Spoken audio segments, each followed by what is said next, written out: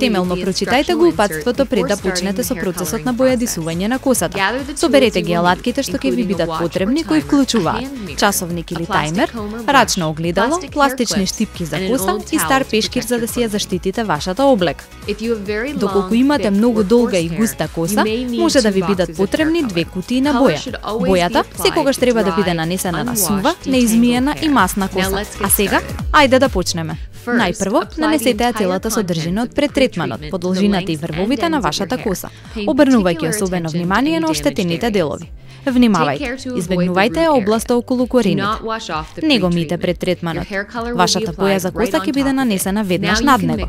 Сега можете да ја измешате бојата. Ставете ги ракавиците кои се дел од сетот за бојадисување.